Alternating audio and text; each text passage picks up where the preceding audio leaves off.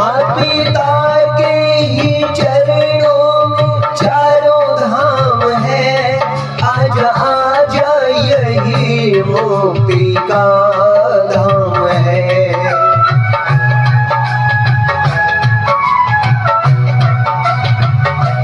माता पिता के ही चरणों में चारों धाम है।